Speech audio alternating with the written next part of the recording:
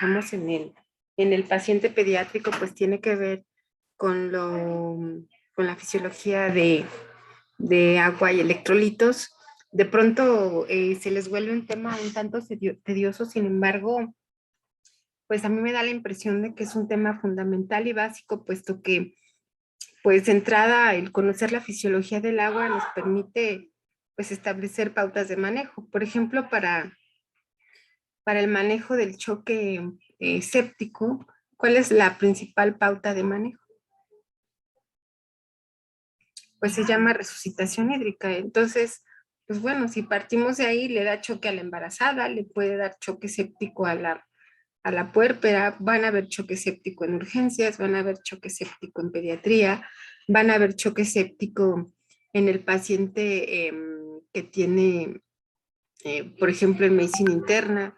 Entonces, es algo que nosotros tenemos que conocer, la fisiología del agua, independientemente de lo que se vayan a dedicar, de lo que vayan a hacer, pues tienen que conocerla. Y por ahí vamos a tener unas pautas que deben conocer y que son principios fundamentales. Uno tiene que ver con el equilibrio de Starling, el otro tiene que ver con el principio de o equilibrio de Gibbs-Donnan, el otro tiene que ver a nivel renal con el mecanismo de multiplicación por contracorriente.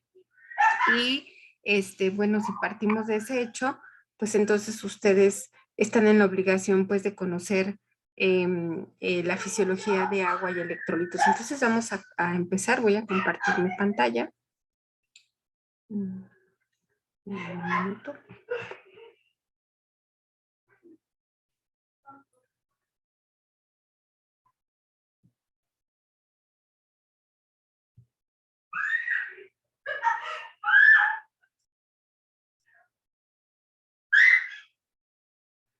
Es que la inicié desde la otra computadora, permítanme tantito. Les digo que no puedo usar ya Zoom y es la plataforma que pues yo manejo. Denme un minuto.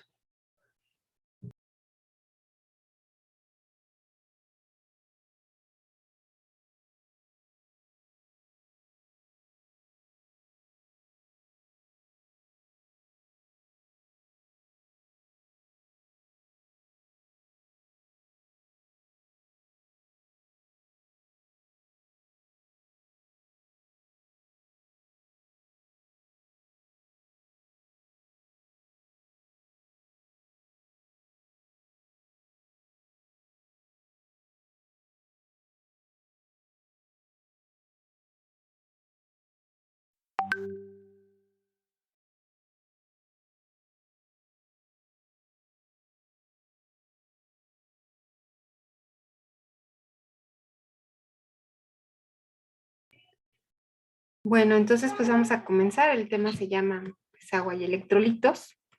No pasa esto.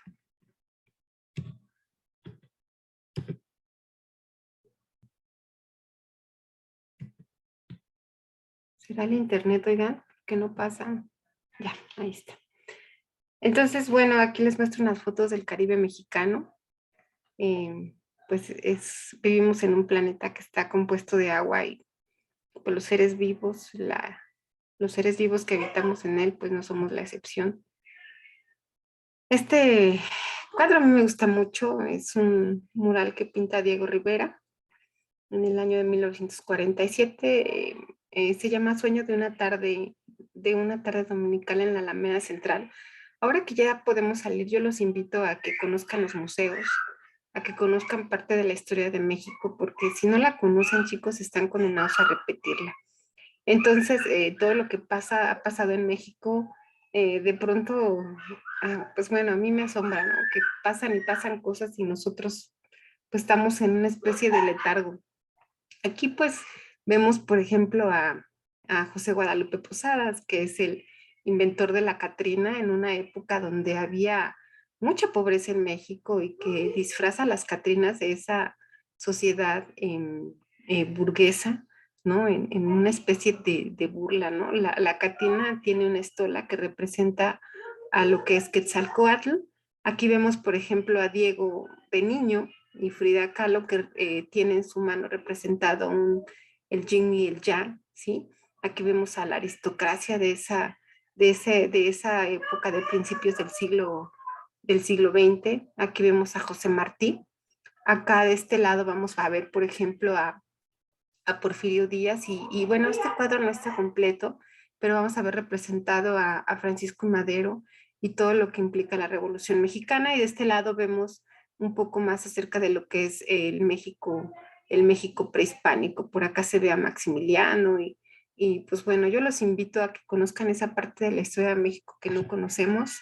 Y pues bueno, vamos a comenzar. Entonces, bueno, para hablar de agua y electrolitos, ustedes tienen que saber que el medio interno, el agua, compuesto por agua y electrolitos, pues van a ser elementos esenciales. Tienen que estar enterados de que los compartimentos y principalmente el agua corporal total va a variar de dimensiones a lo largo de la vida y que el conocimiento de los fundamentos fisiológicos son muy, muy importantes para lo que es la regulación. Entonces la palabra homeostasis, que pues vamos a partir de ahí para conocerla, viene del griego homois, que significa igual, similar y que permanece sin cambio. Entonces, ¿cómo la vamos a definir? Como esa capacidad del ser humano pues, para controlar su ambiente interno. Entonces van a ser ese conjunto de mecanismos fisiológicos que van a estar coordinados por lo que son las funciones orgánicas y que va a tener va a tener propiedades físico-químicas que le van a dar ese rango de estabilidad y por lo tanto nos van a dar lugar a algo que se llama supervivencia. Entonces, pues hablamos de un paciente que tiene pérdidas incrementadas, sobre todo en el paciente pediátrico, hablando de deshidratación, pues tenemos que conocer esta parte para entonces dar lugar a lo que es la reposición de sus pérdidas. Entonces, miren, por ejemplo, el medio interno es un medio que describe Claude Bernard en el siglo XIX y que nos habla de homeostasis. Entonces, en este sentido, él nos menciona como el medio hidrosalino de un organismo, lo que ya les decía yo, que tiene propiedades físico-químicas y que se va a encargar de bañar a todas las células. Ahí tiene dos principios, el principio de homeostasis y el principio de reostasis. La homeostasis definida, chicos, como la sumatoria de mecanismos, pues para contener o como el conjunto de mecanismos que van a coordinar lo que son las constantes vitales y que van a dar y que van a llevar a cabo funciones para mantener la vida, las funciones vitales. Entonces, la homeostasis, pues es aquella que va a tener ajustes dinámicos para mantener el equilibrio interior y entonces aquí vamos a tener dos tipos de reostasis, aquella que es programada y que es reactiva. La reostasis, fíjense, programada es aquella que se va a adaptar al ciclo circadiano, ¿sí? Entonces, bueno, es la que en este momento a mí me mantiene estable, con vida, con mis funciones vitales. Y tenemos la reostasis sanguínea que va a responder específicamente a algún estímulo concreto, ¿sí? Por ejemplo, una deshidratación que llevó a un niño a estado de choque hipovolémico, pues bueno, en ese sentido, este paciente podría tener una reostasis reactiva. Entonces, bueno, tienen que saber que el componente más abundante del ser humano pues va a ser el agua. Vean qué importante, vean que lo que compone al adulto, pero a diferencia del niño, el niño pues en su gran mayoría está compuesto de agua corporal total. Entonces, ¿por qué el niño tiene, alguno de ustedes sabe por qué el niño tiene mayor cantidad de agua corporal total? Esto está en relación a la cantidad de espacio intersticial. Entonces, ese espacio intersticial va a disminuir con la edad, que va a dar lugar a menor cantidad de agua corporal total. Entonces, bueno, por ahí si alguien les pregunta, bueno, ¿por qué un niño pues va a tener mayor cantidad de agua corporal total? Bueno, tiene que ver con esto. Conforme un niño va creciendo, esa agua corporal total va disminuyendo, pero esto está en relación a la aparición de número de células, y ahorita lo vamos a ver. Entonces vean, por ejemplo, aquí la disminución del contenido de agua corporal total a lo largo de los años. Entonces vean la que está presente en un feto, la que está presente en un recién nacido, la que está presente en un niño, más o menos en un niño de unos 12 meses, 2 años, 1 o 2 años. Vemos en el adulto, cuando llegamos a la etapa de adolescente todavía tenemos más o menos un 60% y ya en la etapa de adulto estamos hablando de un 50%. 55%, ¿sí? Entonces, el niño a lo largo de la vida, pues vean, tiene un peso corporal total. Entonces, el peso corporal de una persona o de un niño está compuesto de dos principales componentes. Por un lado tenemos el agua corporal total, ¿sí? Y por otro lado vamos a tener los sólidos. Por un lado, los sólidos van a estar compuestos por lo que es la masa libre de grasa y la masa grasa. Pero del lado del agua corporal total, que corresponde a un 90 hasta un 60% dependiendo de la edad, va a estar distribuida en dos espacios, lo que es el espacio extracelular y lo que es el espacio intracelular.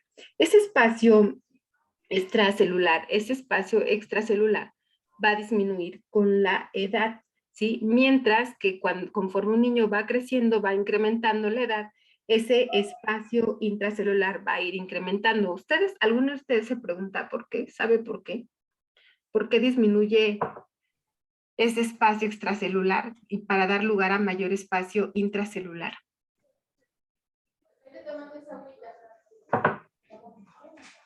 ¿Nadie sabe?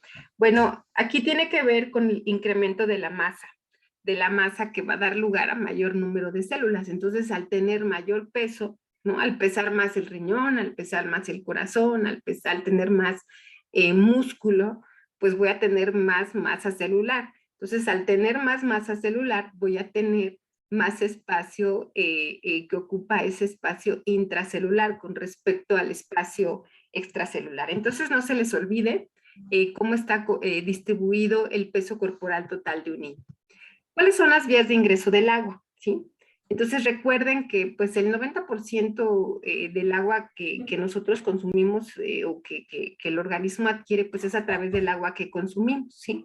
El 90% del agua que nosotros consumimos pues se va a absorber por difusión pasiva en lo que es el tracto gastrointestinal.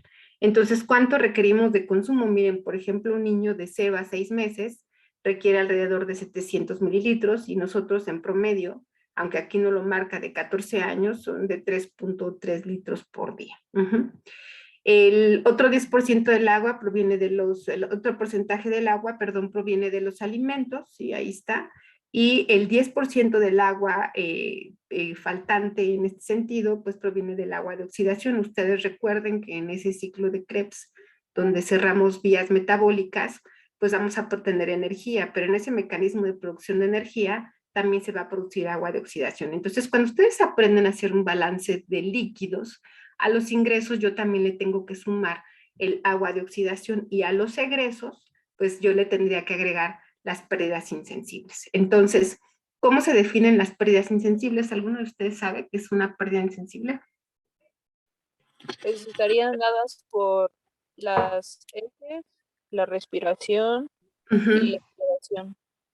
Entonces es esa agua que yo no puedo medir, o sea, lo que yo no puedo medir a lo mejor en respiración, lo que no puedo medir a lo mejor en sudor, lo que no puedo medir en respiración. Y si un paciente tiene fiebre, o si un paciente está intubado, o si un paciente se encuentra en la incubadora con fototerapia, pues ya que tendría que sumarle 10% más por cada una que las presente. Entonces, pues bueno, ahorita más adelante vamos a ver eso. Ahí está las pérdidas, cómo se van los ingresos y los egresos, ¿sí? Entonces, el aporte del agua de los alimentos que ingerimos, de los líquidos que bebemos, ¿sí? Y el agua que se produce por metabolismo o respiración celular, ¿sí? Entonces, en este caso, pues se le conoce como agua metabólica o agua de oxidación. Y por otro lado, pues tenemos las pérdidas, ya decía su compañera S, respiración, el sudor, diuresis, y bueno, aquí vamos a tener dos tipos de pérdidas, las pérdidas insensibles y las pérdidas potestativas, y ahorita vamos a hablar de ello. Por otro lado, vamos a tener también lo que son las vías de excreción, entonces, pues el agua va a servir de vehículo para la eliminación de desechos, entonces aquí vamos a tener pérdidas obligadas, pero también tenemos ese órgano que va a responder a los cambios metabólicos y que va a estar sujeto a lo que es la regulación homeostática. Entonces, las pérdidas obligadas pues van a estar dadas por tubo digestivo, por pulmón y por piel. Yo les pregunto, si un paciente tiene insuficiencia renal crónica, ¿sí? Donde este órgano deja de funcionar, ya no está en un estadio avanzado, ¿cuánto tendrían que darle de agua al día? ¿Alguno de ustedes sabe? Los que ya fueron a rotar a medicina interna.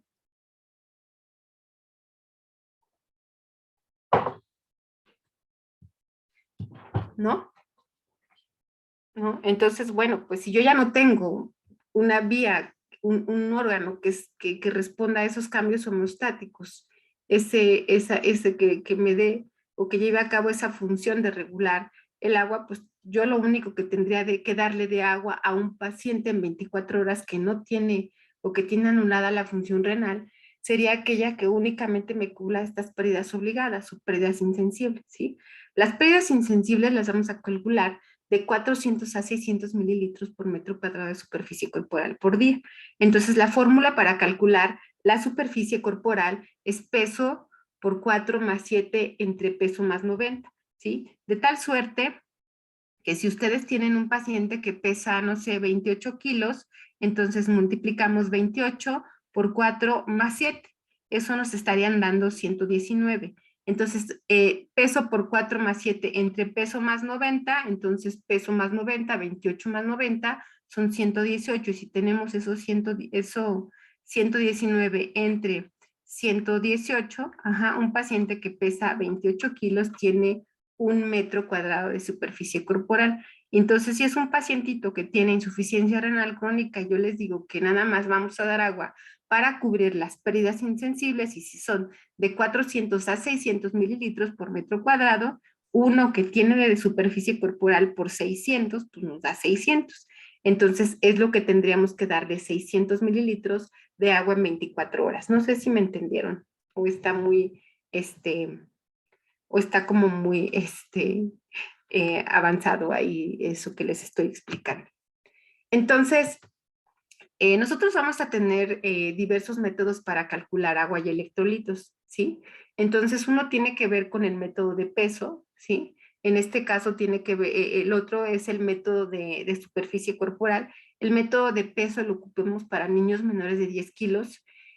Para niños mayores de 10 kilos ocupamos el método de superficie corporal, y el otro método, que es el que muchos están y muchos prefieren utilizar, es el método de Holiday-Segar. Ajá. Entonces, bueno, vean, por ejemplo, en el método de Holiday-Segar, pues vamos a estar utilizando y vamos a estar aportando líquidos de acuerdo a calorías metabolizadas. Entonces, vean, por ejemplo, por cada 100 calorías metabolizadas, ¿sí? El gasto hídrico va a ser para orina de 80, para pérdidas insensibles 62, para piel 28, para sudoración 20, para respiración 14 y para heces 8 mililitros. Por lo tanto, eh, eh, pues aquí tendríamos en promedio 150 mililitros por 100 calorías. Entonces, el promedio de agua, y ahorita más adelante lo vamos a ver, que yo voy a requerir por cada 100 calorías en un lactante, van a ser 150 mililitros. Aquí hay varias definiciones que ustedes tienen que conocer. Esto es muy importante. ¿Por qué? Porque en esta medida esto pues, me va a permitir entender algunas cosas y sobre todo qué significa esa parte que de pronto se nos hace tan árida y tan difícil el entender, qué es lo que pasa con la osmolaridad plasmática. ¿Alguno de ustedes sabe la definición de osmolaridad plasmática? Entonces, osmolaridad se refiere a la cantidad de solutos por litro de solución, en este caso agua, ¿no? Aquí el principal soluto, el principal soluto que va a ser más osmóticamente efectivo, pues va a ser el sodio. Entonces, pues bueno, de ahí partiendo de que es un osmol efectivo, pues nosotros ya no necesitaríamos utilizar para el cálculo de la osmolaridad plasmática, pues esos osmoles inefectivos, donde le agrego la glucosa, la urea, y hago no sé, una operación aritmética para saber la osmolaridad efectiva. Entonces, por ahí les doy un tip. Si tienen un paciente que llega al servicio y tiene 160 mil equivalentes por litro de sodio, cuando tiene una deshidratación hipernatrémica, y no tengo en este momento, por ejemplo, la determinación de glucosa y urea, pues acuérdense, si el sodio es el osmol que va a ser osmóticamente efectivo, no necesito los otros que se llaman inefectivos. Por lo tanto, si calculo el sodio por 2 más 10, eso me va a dar la osmolaridad plasmática. Entonces, si ustedes tienen 160 en un examen de laboratorio, ¿cuánto tendrían de osmolaridad sérica? ¿Sí? ¿Sí me entendieron la fórmula? Déjenme aquí poner mi calculadora. Entonces es el sodio, ¿sí? Por 2 más 10, tengo 160, ¿sí? Por 2 más 10, la osmolaridad que este paciente son de 330. Entonces ya no necesito, si son osmoles que son inefectivos, la glucosa y la urea, bueno, con que sepan que el sodio por 2 más 10 me da la osmolaridad efectiva, pues ahí está. Entonces, 330, partiendo de que la osmolaridad son 200, perdón, 300 más menos 10. Entonces, pues ese paciente pues, está deshidratado, tiene una deshidratación hipernatrémica. Ya ahorita ustedes que están inmersos en el servicio van a ir viendo que de pronto si nos llegan los niños, sobre todo los neonatos con deshidrataciones hipernatrémicas muy, muy severas. El año pasado tuve una niña que todavía va a la consulta, llegó con 205 de sodio sérico. Y bueno, a mí me daba el infarto porque pues, es muy, muy difícil de pronto manejarlos. Entonces, vean, por ejemplo, que es una molécula definida como la mínima parte de un elemento, el peso molecular como la suma de pesos atómicos, el mol como el peso de una molécula expresado en gramos, el sol molar, y entonces ahí nosotros vamos a hablar de que una solución está al quinto, al sexto, al cuarto molar, ajá, sol molar, aquella en la que un mol está disuelta, equivalente, que es el peso atómico dado por número de protones y neutrones, y miliequivalentes como la milésima parte de un equivalente. Entonces nosotros hablamos de sodio, de potasio, de calcio, de sodio y potasio expresado sobre todo en miliequivalentes. Y ahorita vamos a ver porque de pronto se vuelven como los iones que van a estar muy, muy abundantes dentro y fuera de la célula. Hablamos de osmol como la presión que ejerce una molécula gramo o un ion gramo en un litro de agua, o sea, por eso les decía la osmolaridad plasmática definida como la cantidad de solutos por litro de solución, y bueno, ahí están los miliosmoles, como la milésima parte pues de esta presión. Ya no me meto con más. Ahí está lo que yo les decía, el agua corporal total, como está presente en las diferentes edades, y bueno, en las mujeres siempre tenemos un poquito menos. Entonces, bueno, ahí quiero que entiendan dos puntos importantes. El agua se va a distribuir en dos grandes compartimentos. Lo que es el agua, el espacio intracelular, ajá. Recuerden que entre un niño entre más pequeño, pues no tiene tanto espacio intracelular, pero sí tiene mucho espacio de la parte del líquido extracelular, del espacio extracelular. Entonces, la célula, ya les decía, que compone el agua intracelular, y el espacio extracelular definido como ese compartimento de choque que de una u otra forma nos va a dirigir la dinámica de lo que son los fluidos corporales. Ese espacio extracelular, a su vez, pues va a estar dividido en tres grandes espacios. Hablamos del líquido, hablamos de lo que es el líquido intravascular, y hablamos específicamente de lo que es el espacio intersticial, y propiamente vean aquí lo que es el líquido intracelular. Aquí les presento un esquema representativo de lo que son los espacios hídricos en el organismo. Y vean, por ejemplo, el espacio intracelular es un medio homogéneo y corresponde del 30 al 50% de esa agua de la que está presente. ¿Cuál es el principal cation que está presente en este espacio, chicos? ¿Alguno de ustedes se acuerda? Potasio. Pues va a ser el potasio. Y el principal cation que se encuentra en este espacio, en el espacio extracelular, ¿cuál sería? ¿El sodio? Sodio. El sodio. Por lo tanto, vean, si un niño está compuesto de agua y electrolitos, y si un niño en su gran mayoría está compuesto, esa agua corporal total es mayor con respecto a un adulto, un niño se puede deshidratar fácilmente. Un niño, entonces tendríamos que ponerle soluciones calculadas, ¿no? Para tratar de compensar ese metabolismo basal. Entonces, por lo tanto, estamos obligados a saber que cuando ponemos a un paciente en ayuno, no solamente le vamos a poner agua, sino tenemos que ponerle solutos, ¿sí? Para que le dé y tratar de mantener esa osmolaridad tanto fuera como dentro de la célula.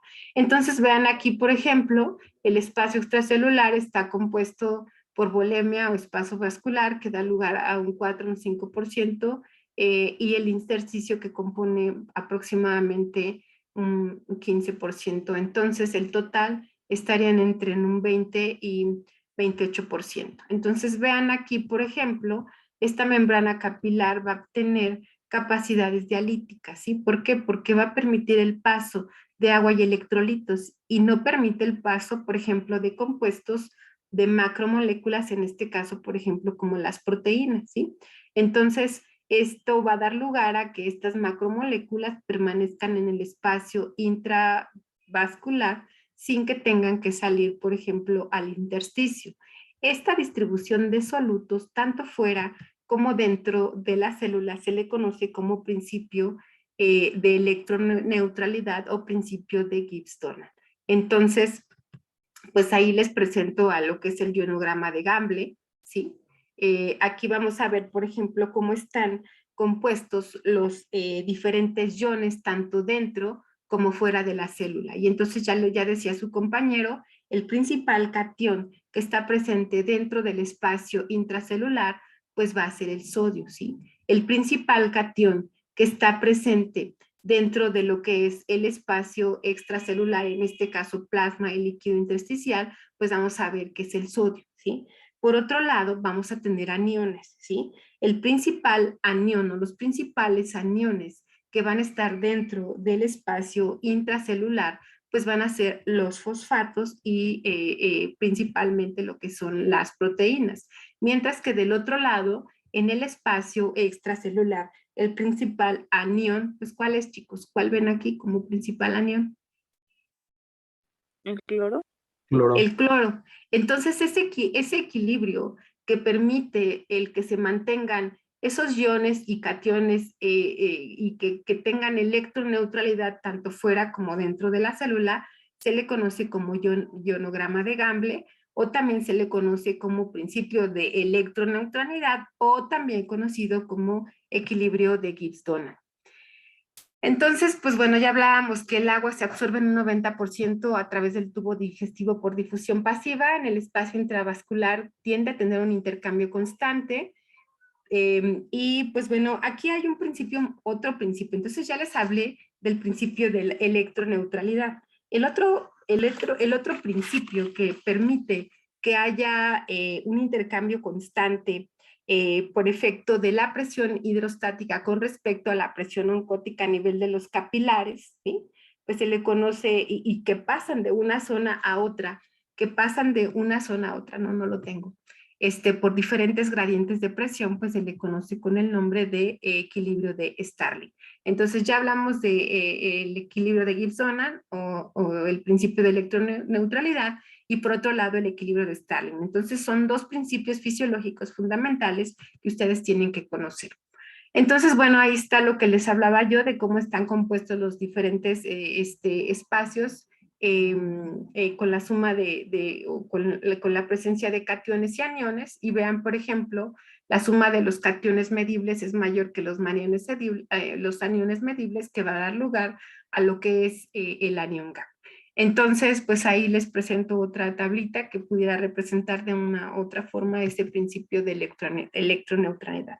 Entonces ya hablamos de dos principios fisiológicos, vamos con el tercero, ¿sí? El tercero lo va a dar el riñón, ¿sí? Entonces en el riñón vamos a encontrar algo que se llama el mecanismo de multiplicación por contracorriente. Ajá. Entonces vamos a tener aquí por un lado que en el ascendente, en la parte ascendente, en ese glomérulo, ¿sí? Voy a tener el glomérulo y el aparato yuxtaglomerular. Entonces tengo lo que es un asa ascendente, un asa descendente, ¿ok? Entonces en el asa ascendente, ¿ok? Vamos a encontrar que existe salida de sodio y cloro, ¿sí? Que va a dar lugar a que esa orina pues disminuya su osmolaridad.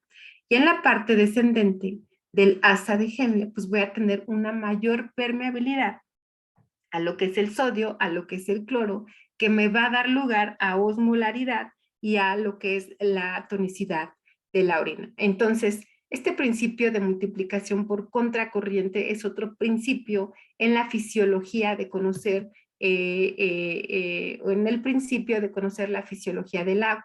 Pero esto no sería posible si no tuviéramos un control neurohumoral de la misma. Entonces, pues aquí vamos a tener varias hormonas, entre ellas, por ejemplo, la hormona antidiurética, el sistema renina-angiotensina aldosterona, principalmente como hormonas que van a regular la cantidad de agua en el organismo, que van a dar lugar a que el espacio extracelular pues, se comporte como un órgano de choque, ¿sí? Donde al tener yo una disminución de ese espacio extracelular va a echar a andar una serie de mecanismos, ¿sí?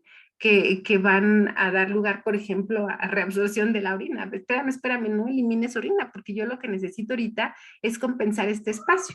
Entonces recuerden, por ejemplo, la hormona antidiurética se produce en el hipotálamo, de ahí viaja a lo que es la hipófisis posterior y que responde, vean, a los cambios en la osmolaridad plasmática, ¿sí? Definida como los solutos encontrados por litro de solución. Entonces, ¿qué es lo que hace? Actúa específicamente sobre el túbulo distal y colector de la nefrona, ajá. Entonces produce reabsorción de líquidos, disminuye la uresis y por lo tanto va a dar lugar a la orina concentrada. Si un niño tiene choque hipovolémico por deshidratación, ¿qué esperarían encontrar desde el punto de vista clínico con lo que les estoy diciendo? Pues no va a orinar. Entonces, a ver, espérenme, dice que me estoy quedando sin tiempo. ¿Qué hago? A ver, ahorita veo. Si se acaba, la puede volver a abrir. Ok. Ok, ahorita la volvemos a ver si se nos acaba, ¿vale? Entonces, pues ahí está, chicos. Va a dar lugar a que yo no, a que tenga oliguanuria, ¿sí? En un paciente que me hace choque hipovolémico por deshidratación. Entonces, pues bueno, y la no liberación de esta hormona, en el caso, por ejemplo, de la diabetes insípida, pues nos va a dar lugar a lo que se llama hipostenuria, ¿ok? No sé si tengan hasta ahí alguna duda. Entonces, pues bueno, el sistema renina angiotensina aldosterona, como producida como un efecto secundario de la disminución del filtrado glomerular. Aquí, por ejemplo, la renina va a tener un efecto vasopresor, ¿sí? Y bueno, la aldosterona que se produce por las glándulas suprarrenales que va a dar lugar a reabsorción de sodio, cloro y agua, específicamente actuando sobre lo que es el túbulo distal. Entonces, ¿cuáles son esos mecanismos de expansión del espacio extracelular? O como mecanismos de expansión del espacio extracelular, dando lugar clínicamente a presencia de sed, como yo ahorita tengo mucha, y oliguanuria, ¿sí? Entonces, pues no sé si hasta ahí les queda alguna duda de estos principios fisiológicos del agua. Ahí está la regulación del agua corporal total, se va a mantener sin variaciones a lo largo, se mantiene con variaciones a lo largo de la vida. La diferencia cuantitativa entre las ingestas y las eliminaciones de agua se llama balance hídrico, ¿sí? Esto donde lo leí yo, en el Rusa de Cuidados Intensivos Pediátricos. No tengo una versión actual, pero no creo que haya cambiado mucho esto con respecto a lo que es la fisiología. Entonces tenemos obligación de conocer qué son ese balance hídrico, ¿sí? Entonces, lo que yo meto, lo que yo ingiero es lo que tengo que sacar, ¿sí? Entonces, ¿cómo será el balance hídrico en un adulto? De acuerdo a todo lo que les acabo de explicar, neutro, positivo o negativo.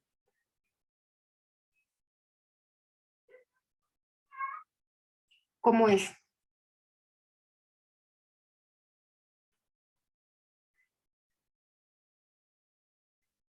¿Nadie sabe? Pues se supondría, debería de ser neutral, ¿no? O sea, Debería ser neutro, ¿sí? O lo que sea, toma, sí. lo que elimina. Ajá, lo que ingiero es lo que tengo que sacar, ¿ok? Y entonces, en un niño, de acuerdo a lo que les acabo de explicar, cómo tendría que ser ese balance hídrico discretamente positivo. ¿Por qué? Porque un niño pequeño, sobre todo un niño menor de 1 año, pues va a tener más cantidad de agua corporal total. Entonces, los ingresos, ya les decía yo, está compuesto por lo que son los ingresos, que son lo que son las entradas exógenas, en este caso el agua que ingerimos y el agua que proviene de los alimentos, y por otro lado vamos a tener las entradas endógenas, ya les decía yo, del agua metabólica. Y los egresos van a estar constituidos por las pérdidas insensibles, ¿sí? Esas pérdidas obligadas. Ya les decía yo, las pérdidas obligadas que las compone el pulmón, el riñón y el tracto digestivo, ¿sí? En el caso de que tenga un paciente fiebre, de que esté intubado, que un paciente esté con fototerapia, pues vamos a sumar 10% a cada uno, ¿sí? Y por otro lado, pues vamos a tener lo que son las pérdidas potestativas, ¿sí? Que van a estar compuestas por esas pérdidas que yo sí puedo medir. ¿Puedo medir la diarrea? Sí, y eso se llama gasto fecal. Un niño que tiene un gasto fecal, un paciente que tiene gasto fecal por arriba de 10 gramos por kilo, se va a deshidratar, ¿eh? Se les va a deshidratar en una hora y va a llegar incluso a choque hipovolémico por deshidratación, ¿ok? Entonces, el gasto fecal, recuerden, arriba de 10 gramos por kilo se le conoce como gasto fecal elevado. Orina, lo puedo medir y entonces ahí determino una uresis media horaria. Un niño pequeño, menor de 10 kilos, en promedio orina de 1 a 4 mililitros por kilo por hora, ¿sí? Eso se considera normal. Menor de 1 mililitro por kilo por hora hablamos de oliguanuria. Mayor de 4 mililitros por kilo por hora hablamos de oliguria. En los niños grandes, en los niños de más de 10 kilos, los vamos a calcular por metro cuadrado de superficie corporal. Entonces ahí calculamos de entre 20 a 30 mililitros por metro cuadrado de superficie corporal por día. Y aquí está otro esquema representativo del que ya habíamos comentado. Los ingresos y los egresos.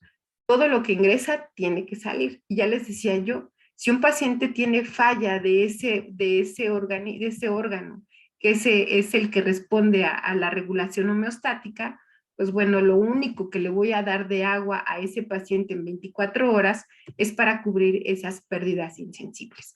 Entonces les presento una hoja de balance hídrico que nosotros utilizamos en el hospital, ¿sí? Y entonces a los ingresos yo le voy a sumar las pérdidas, lo que son el agua metabólica, a mis egresos le voy a sumar las pérdidas insensibles y por lo tanto, pues yo voy a tener un resultado. En este caso, vean, este paciente está muy, muy positivo.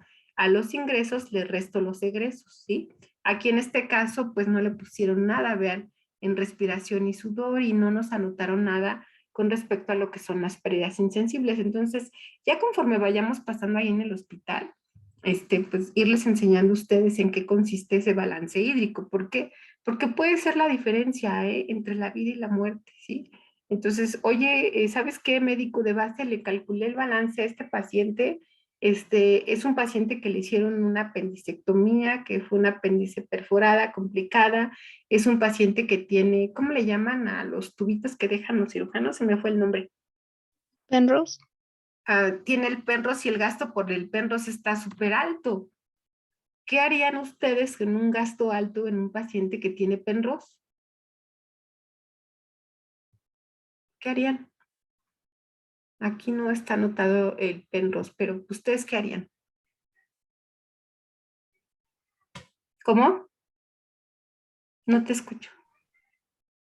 Pues darle más líquido. Tú tendrías que hacerle una reposición al 100%, ¿sí? ¿Cómo se la vas a reponer con esa solución, con solución salina? Y ahorita vamos a hablar de los tipos de soluciones con las que contamos en el medio hospitalario. ¿Ok? Entonces, a tus ingresos le agregas el agua metabólica y a los egresos le agregas las pérdidas insensibles. Esta niña, si nació en el 2018, ¿cuántos años tiene? Ahorita tiene en promedio 3 años, entonces vamos a hacer unos 15 kilos, ¿no? Entonces tendríamos que sumarle aquí las pérdidas insensibles. Si pesa 15 kilos, entonces vamos a ver, fíjense, 15 peso por 4 más 7 entre peso más 90. Entonces 15 por 4 más 7, eso me da lugar a 67 entre el peso más 90, en este caso 15 más 90 son 105, entonces 67 entre 105, ¿cuánto les da de agua de superficie corporal?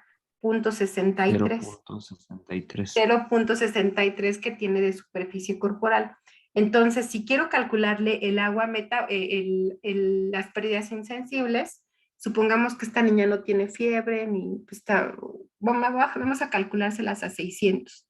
Entonces, 0.63 por 600, para calcularle las pérdidas insensibles, tendría yo que agregarle a mis egresos de estos 450 que tiene, serían 378 más 450, nos da 828 mililitros de lo que son los egresos. El agua metabólica la calculamos a la mitad, más o menos ese 10% serían 200 mililitros por metro cuadrado de superficie corporal por día, entonces serían más o menos 150 mililitros. Entonces, a sus ingresos le suman el agua metabólica y a sus egresos las pérdidas insensibles para poder tener un balance hídrico más fidedigno. No sé si tengan hasta aquí alguna duda con respecto a lo que es ese balance hídrico. Lo tenemos que ir haciendo en el hospital para que ustedes puedan entenderlo, y también acérquense a nosotros y pregúntenos para que puedan hacer pues los cálculos, ¿ok?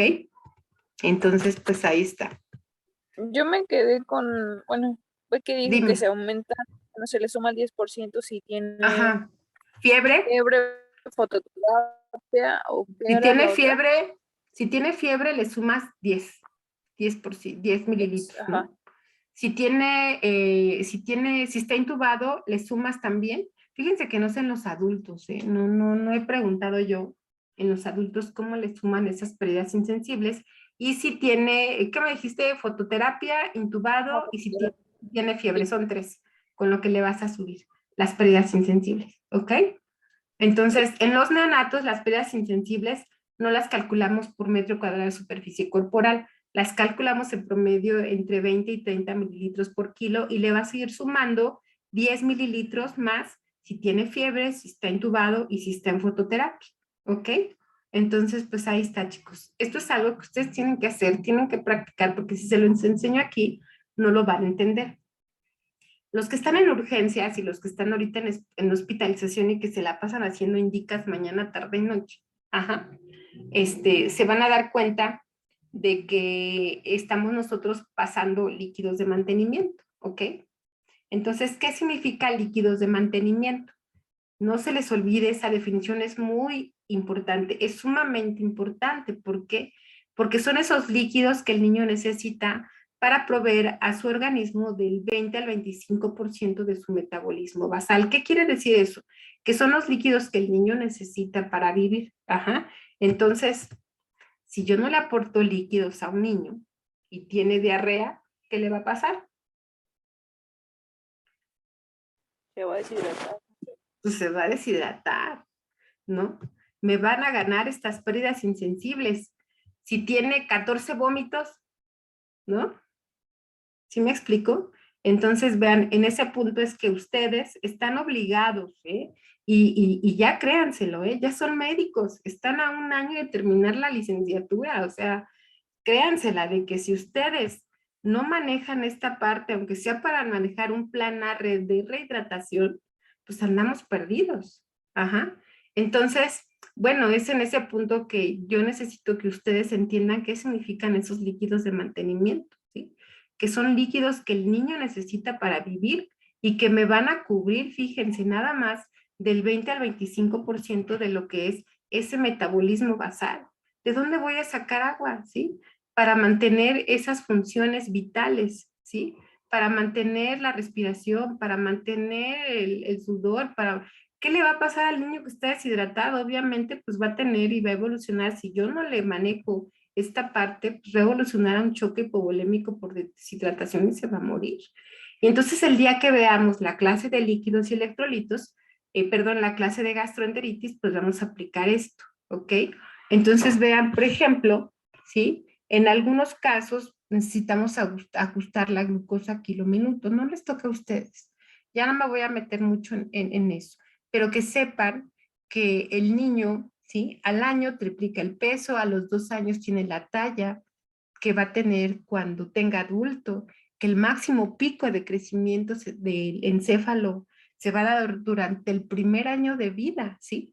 Entonces un niño que tiene 3 meses, fíjense, tiene el peso el encéfalo de un niño de 3 meses, ya tiene el 75% del peso que tiene el encéfalo de un adulto. Por lo tanto, es de suma importancia que nosotros, en un niño que está enfermo, que está gravemente enfermo, que se me puede deshidratar por diarrea, pues yo le aporte esos líquidos, ¿sí? Que yo sepa qué le estoy dando y cómo se lo estoy dando. A veces les pregunto, oye, ¿qué es el suero bidaural? Perdidos, no saben qué es el suero bidaural, cómo actúa, dónde actúa, si es un transporte, es un mecanismo de cotransporte, si es difusión pasiva, si es difusión facilitada, no sé. Entonces les pregunto esto y de pronto pues, no lo saben y andan perdidos. Entonces, si un niño está en ayuno, pues tengo que ponerle líquidos de mantenimiento. Pero si un niño ya está comiendo, ¿necesita o no necesita líquidos de mantenimiento? Hoy me preguntaba Edgar, doctora, es que ya le dieron de comer, ¿qué le pongo? No sé si Edgar hoy tuvo guardia o andas por ahí. Entonces,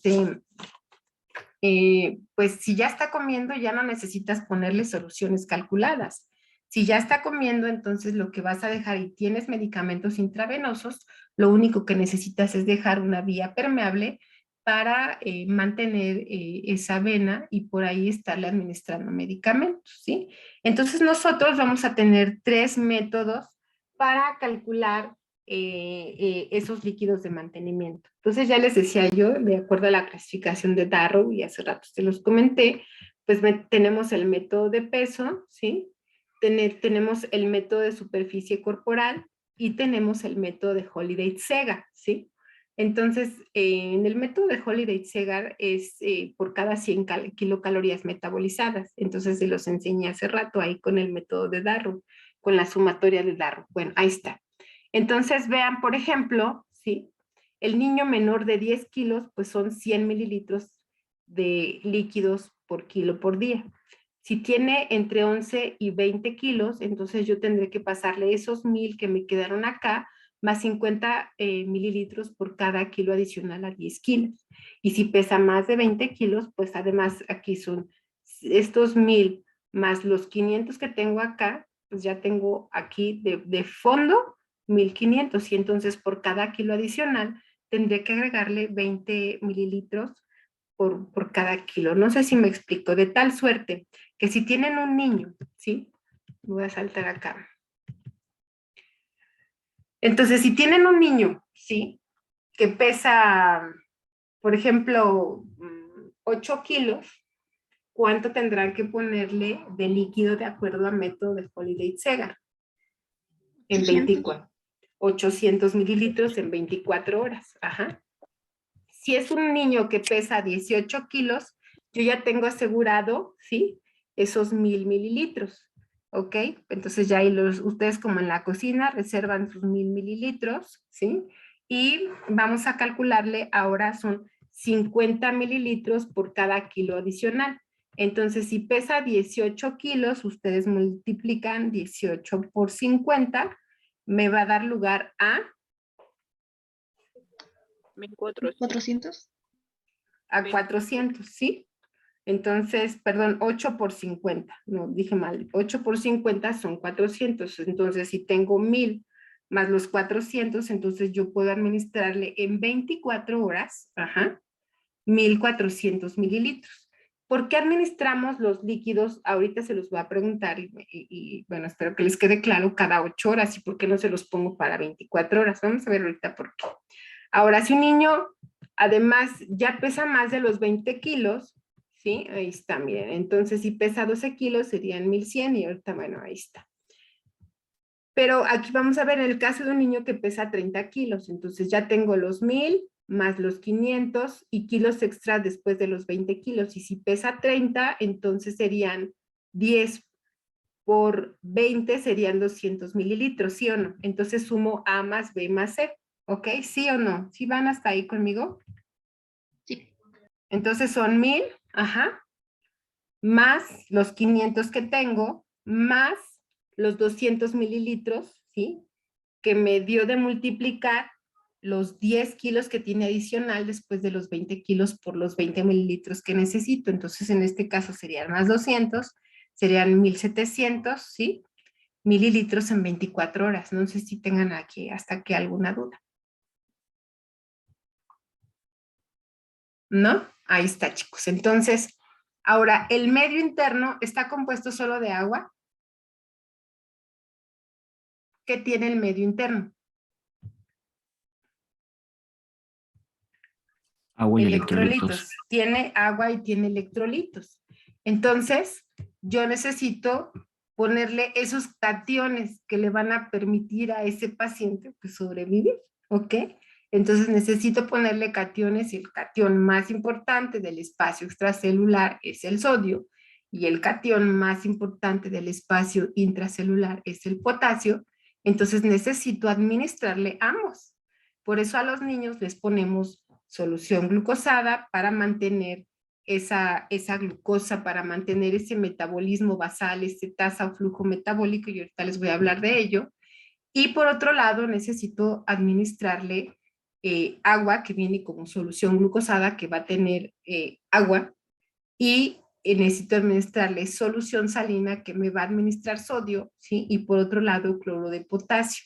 Aquí voy a hacer un paréntesis.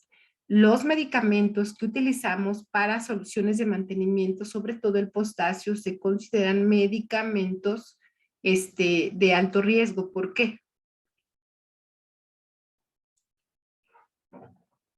¿Por qué se consideran medicamentos de alto riesgo?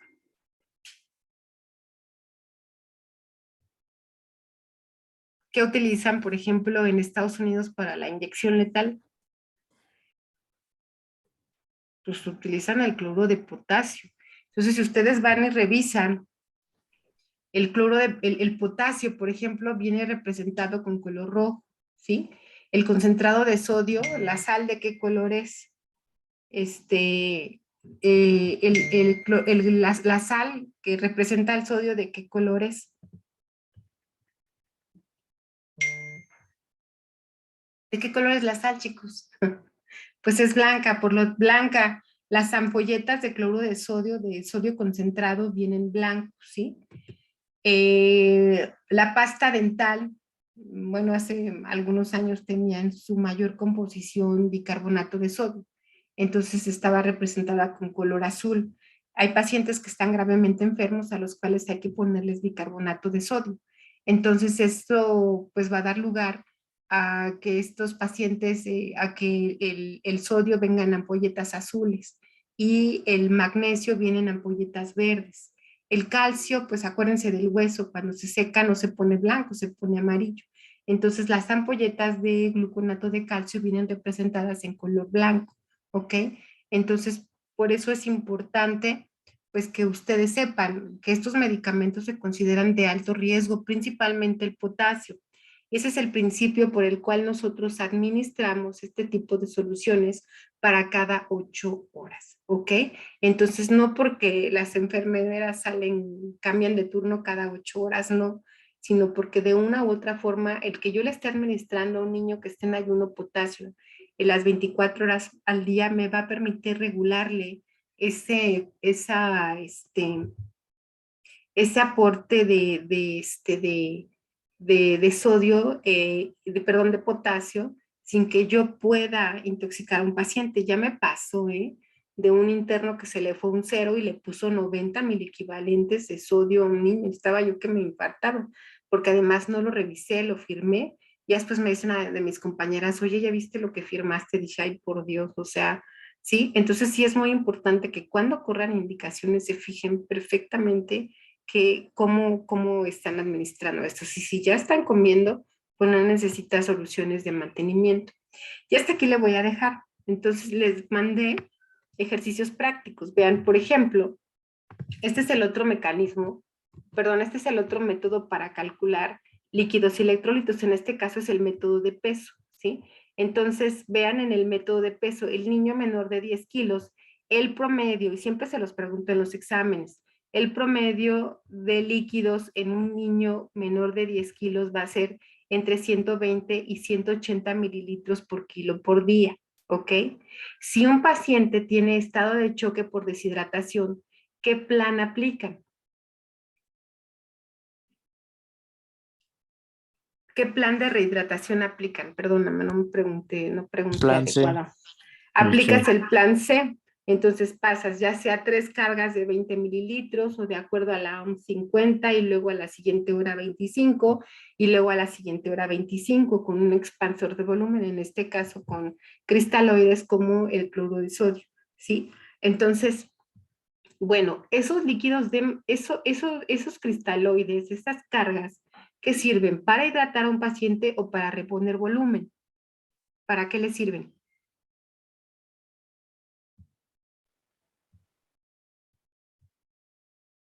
Pues me sirven pues para reponer volumen. Entonces, cuando yo repongo volumen, pero no corrijo el estado de deshidratación. Entonces, ¿qué es lo que pasa con un paciente? A ver, déjenme ver cómo.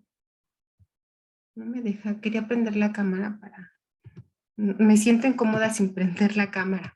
Ahí está. Entonces, si un paciente tiene estado de choque, le pongo plan C de rehidratación, ¿sí? Le paso 3 cargas de 20 mililitros cada 20 minutos, ajá, por kilo, ajá. Entonces, y después, yo no le puedo dar de comer porque seguramente las condiciones clínicas de ese paciente no me lo van a permitir. Por lo tanto, tendré que pasarle líquidos no con método de Holiday-Segar, sino tendré que ponerle líquidos a requerimientos altos, ¿sí? Entonces, si hablamos de que el promedio son 150 mililitros, a ese niño que tiene choque hipovolémico por deshidratación, tendré que ponerle un aporte de líquido a requerimientos altos, es decir, 180 mililitros por kilo. ¿Sí me explico? Entonces, ya le calcularé el sodio y también le calcularé el potasio. Pero bueno, eso ya depende. Si tiene falla renal aguda por deshidratación, pues tendré que eliminar de pronto y de momento la administración de este. Si es, perdón, un niño que tiene más de 2 años o que pesa más de 10 kilos, entonces el método también con el que yo puedo calcularle líquidos y electrolitos se llama método de superficie corporal. Entonces, vean, va de 1200 a 1800 mililitros por metro cuadrado de superficie corporal. El sodio lo calculamos de 30 a 50, mientras que aquí arriba, vean, lo vamos a calcular de 3 a 5 mil equivalentes por kilo por día, ¿sí? Acá abajo de 30 a 50 mil equivalentes por metro cuadrado de superficie corporal por día, y vean el potasio, tampoco pues va a ser la excepción. En el recién nacido cambia, ¿sí? El recién nacido por el medio interno que tiene las características que tiene el recién nacido, sobre todo antes de los 5 días de vida extrauterina, lo único que le ponemos es agüita y le ponemos aporte de glucosa con un cálculo muy específico de glucosa kilo minuto. ¿Por qué? Porque si un neonato tiene alto riesgo de hipoglicemia por todo ese mecanismo de crecimiento que tiene tan acelerado, necesita un aporte de glucosa alto. Fíjense, cuando yo paso glucosa kilo minuto en un niño, que también se le conoce como tasa o flujo metabólico, fíjense, lo mínimo que yo le puedo aportar a un neonato son 3 miligramos por kilo minuto. De estos mínimos 3, 2 van a ser para la economía y 1 va a ser para mantener el buen funcionamiento del cerebro. Entonces, un niño que hace hipoglicemias va a convulsionar y puede hasta morirse. Ajá. Entonces, por eso es muy importante que en el neonato pues ajustemos principalmente esto. Entonces, ahorita me voy a quedar ahorita sin enseñarles esto realmente, ajá, pero me voy a pasar esto tantito.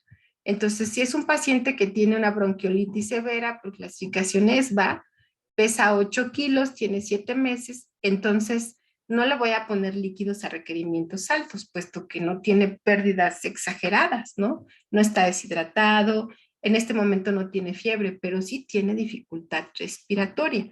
Entonces, vean, por ejemplo, yo lo que tendría que ponerle, pues son líquidos de mantenimiento, ¿sí?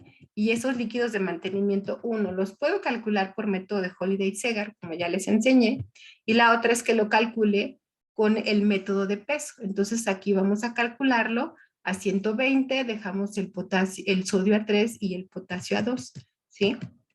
Entonces, pues ahí está.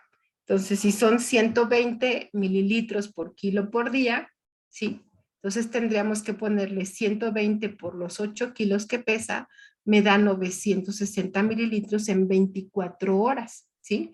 Tengo que dividirlo entre 3, ¿por qué? Porque lo tengo que dejar en ayuno, porque forzosamente tengo que ponerle sodio y porque le tengo que poner potasio. Entonces, si lo divido entre 3, me da 320. No sé si ahí me vayan entendiendo todos, ¿sí? ¿Hasta ahí vamos bien? Sí. Ok, ahora fíjense bien, el sodio. Cada litro de solución salina, ¿sí? Cada litro de solución salina tiene 154. No tengo aquí el Jamboard, perdí el lápiz, el Apple Pencil no lo tengo, pero no sé dónde lo dejé. Entonces, para poderle enseñarles. Ok, pero bueno. Cada litro de solución salina les va a proporcionar 154 mil equivalentes de sodio. Por lo tanto, cada 100 mililitros tiene 15.4. Entonces, cuando nosotros administramos sodio, tenemos que convertirlo de 1000 equivalentes a mililitros, ¿sí? Entonces, ahí está. Si un paciente pesa 8 kilos, ¿sí? Entonces, y yo le quiero administrar el sodio a 4, entonces son 24, ¿sí? Perdón, ¿sí o no? 8 por 4, perdón, son 32, ¿sí o no? Entre 3, ¿cuánto les da? Nos da 10.6 mil. 10.6. 10.6, ahora son mil equivalentes. Entonces, si la solución salina tiene 1000 mililitros y por cada 1000 mililitros yo tengo 154 y si en 100, ya haciendo una regla de 3, tengo 15.4, esos 10.6 ustedes tienen que convertirlos en mililitros, ¿ok? Igual hacen una regla de 3. Si 100 es a 15.4, entonces, o si 15.4 es a 100, entonces 10.6, ¿cuánto es? ¿Sí o no? Entonces son 10.6, ¿sí? Por 100 entre 15.4. ¿Cuánto les da? Me da 68 mililitros. Entonces hay que convertir los 1000 equivalentes a mililitros. Por ahí les mandé un ejercicio para que ustedes lo vayan haciendo. Ya si tienen tiempo, ahorita los que están con Varinia en urgencias, mañana le toca no respi. Entonces creo que mañana pues pueden trabajar ahí esa parte con ella. Yo ahorita le voy a mandar un mensajito. Entonces, y para que se lleven sus ejercicios y los vayan haciendo, váyanlos practicando. Y ya los que igual que están en piso, si tienen alguna duda, igual se acercan conmigo, igual los de Cunero, igual los de Toco con cualquiera de las doctoras para que les vayan explicando esta parte. Y ustedes lo entiendan, porque si no hacen esos ejercicios prácticos, pues vamos a andar perdidos, ¿ok? Y bueno, el sodio, vean, ¿sí? Lo que les decía yo, siempre representado en rojo. 3 por 8 son 24. Entre 3 estaríamos pasando 8000 equivalentes cada 8 horas. Y lo mismo hacemos pues con los niños a los cuales les vamos a administrar los líquidos con método de superficie corporal. En este caso, vean, por ejemplo, son 1600, es un niño que pesa 34 kilos, le pasamos los líquidos a 1600, entonces si pesa 34 kilos, ¿cuánto tiene de superficie corporal? Entonces 34 por 4, peso por 4 más 7 entre peso más 90, me da una superficie corporal de 1.15 mililitros. Entonces, 1.15 metros cuadrados. Entonces, 1600 por 1600 por 1.15 me da 1840 mililitros. Igual lo divido entre 3 y me da 603. Aquí hacemos una trampa. Aquí ya no le ponemos a los niños mayores un cálculo muy específico de sodio con respecto a los mil equivalentes, sino hacemos pasar soluciones en proporción 1:1 o 2:1, ¿sí? Entonces vean, por ejemplo, aquí, ¿sí? Aquí si yo quiero poner una proporción equimolar 1:1 o lo quiero poner en proporción equimolar 2:1. Entonces, si ustedes lo quieren poner en proporción equimolar 2:1, van a ver que le ponemos, por ejemplo, en las indicaciones 1600, diagonal 2:1, 30. ¿Sí me explico? Entonces, si ustedes lo pasan en esa proporción equimolar, por ejemplo, 2:1, ¿sí? Estos 613 mililitros que yo tengo en 8 horas, son 613, entre 3 me quedarían 204 mililitros de solución salina. Por 2, ¿sí? Me estarían dando los 408 y aquí no es 1:1, sino está en proporción 2:1. No sé si me explico, si me entienden, si me entendieron esa parte. Es que ya Sí, lo tienen que ir así. Mande, está medio complicado. Sí, es que lo tienen que hacer. Les compartí ahí en el WhatsApp, en el WhatsApp lo que son los ejercicios prácticos. Se los estaba yo dejando de tarea y lo hacíamos, pero oigan, paso visita y les pregunto y no saben. Entonces ya me di por vencida.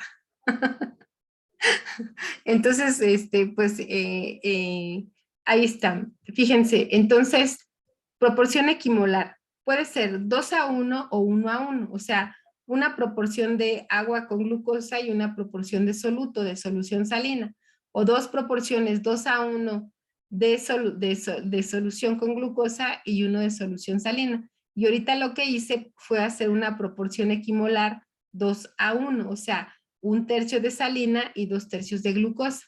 Entonces, fíjate bien, ya que dividiste estos 1840 entre 3, nos da 603. Pero esto yo quiero ponerlo en proporción equimolar, 2:1. Entonces, 613 entre 3 para que te dé 1/3 de salina, te va a dar 204 mililitros. Y si lo multiplicas por 2, te va a dar esa proporción de 2, ¿sí? De 2 que aquí te estoy poniendo. Entonces, te queda 1/3 de salina y 2/3 de glucosa. No sé si me expliqué. Sí, ya. Uh-huh. Ya les quedó más claro. Entonces, bueno, el eso lo perdón, si usted, el 1:1 ¿cómo? diríamos que sería la mitad. Sería la mitad, entonces esos 613, 613, tendrías que hacerlo entre 2 y le tendrías que poner entonces de glucosa 306 mililitros y de salina 306 mililitros, ¿sí o no? ¿Cuáles serían las contraindicaciones que nos marca a nosotros, por ejemplo, Velázquez Jones, en el manual, en el manejo, el libro se llama Agua y electrolitos en pediatría? Las contraindicaciones que nos marca son el paciente que está en estado de choque, paciente que tiene desequilibrio, por ejemplo, una deshidratación hipernatrémica severa. Entonces ya ahí tendríamos que cambiar ese aporte, ya tendría yo que hacer a lo mejor una corrección de agua libre o ya tendría que pasar muy específicamente el aporte de sodio, ¿sí? O en el caso de una hiponatremia, de una hipercalemia y demás. Entonces ya tendría que ahí hacer correcciones muy específicas que no les va a tocar a ustedes como médicos generales, pero que sí les toca saber hacer, que sí les toca saber, por ejemplo, manejar los planes de rehidratación, ¿ok? Entonces, ¿cuándo voy a manejar plan A? ¿Cuándo voy a manejar plan B? ¿Y cuándo voy a manejar plan C? Entonces, bueno, si nos vamos a ese aporte, por ejemplo, en el plan A, pues nada más sería un plan preventivo, ¿sí? Donde observo, exploro, actúo, me doy cuenta que no está deshidratado y entonces aplico mi plan A. Y ayer les decía a sus compañeros, el plan A tiene tres letras, A, B, C, alimentos, bebidas y consulta. Entonces trato de prevenir esa deshidratación como dándote suero vida oral, 75 mililitros después de cada evacuación o vómito y a libre demanda, ¿sí? Después, entonces, ese se llama un plan preventivo. Si tiene deshidratación moderada o que tiene un déficit de peso entre el 5 y el 9%, entonces yo ya tendría que ver la forma de corregir estas pérdidas que tengo por el tracto gastrointestinal, ¿sí? Entonces, ¿qué le voy a dar? Suero vida oral. Entonces, le voy a dar un plan B, 100 mililitros por kilo. Si un niño pesa 7 kilos, ¿cuándo le estarían dando en el plan B de rehidratación? Si son 100 mililitros por kilo, le estarías dando 700 mililitros.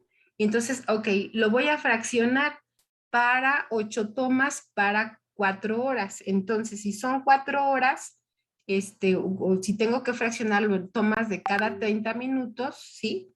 Entonces, y si son 4, son 700 entre 8, ¿sí? Para fraccionarlos en tomas de cada 30 minutos. Esos 700 entre 8 me dan 87 mililitros que yo tendría que darle con cucharadita o con jeringuita a ese niño cada 30 minutos. Pero esas pérdidas son tan altas, ¿sí? ¿Sí? Que me llevó a un estado de deshidratación severa y que tiene datos de choque hipovolémico por deshidratación, pues esta vía a mí ya no me sirve, ¿sí? Entonces ahora necesito rehidratarlo por vía parenteral o por vía ósea, ¿sí? Entonces, si le voy a meter líquidos por vía parenteral, uno, le pongo un plan C de rehidratación donde voy a tener un aporte de 20 mililitros cada 20 minutos para corregir el estado de choque, ¿sí? Con un cristaloide, y por otro lado voy a administrar esos líquidos, ¿sí? Esos líquidos que me van a permitir en 4 a 6 horas rehidratar a ese paciente, ¿ok? Sí me interesa que sepan eso. Obviamente, si van a estar en hospitalización, pues yo los invito pues a que vean qué es lo que están poniendo y créanselo, en verdad que son médicos generales.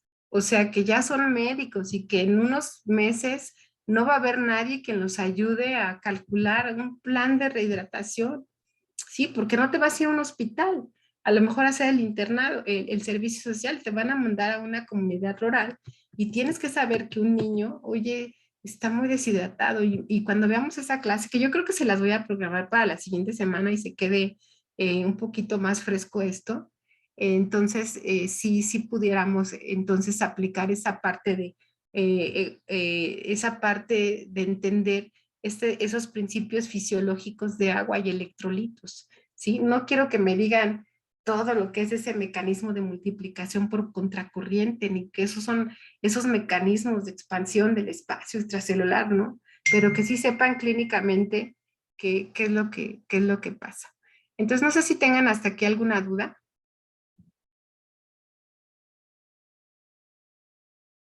No, doctora. No, doctora. Bueno, entonces pues ya terminamos. Yo los invito pues a que, a que, a que, a que pues no, a que no echen en saco roto esta parte y que a donde vayan, ya sea que vayan a ser médicos generales, ya sea que vayan a ser ginecos, ya sea que vayan a ser intensivistas y más ahí en terapia intensiva, ya sea que vayan a ser pediatras, cirujanos, lo que sea, pues entonces ustedes puedan aplicar esa parte y se acuerden del principio del principio de electroneutralidad y lo que es el principio de Gibbs-Donan, ese mecanismo de multiplicación por contracorriente. Pues muchas gracias. Ya se Enrico, ya se nos fue aquí un poquito más de tiempo. Traté de irme rápido y nos vemos mañana ahí en el hospi, ¿vale? Gracias, Mañana, doctora. Doctora. ¿qué pasó? ¿Alguien me quería preguntar algo? Sobre las clases que está grabando, ¿dónde las podemos ver para los que cuando dejamos Están en guardado? Classroom. La de ayer Ah, no la grabé porque me metí en Google Meet porque ya mi hija, fíjense que estaba ocupando la computadora, estaba en clase, entonces pues ya no se las pude grabar.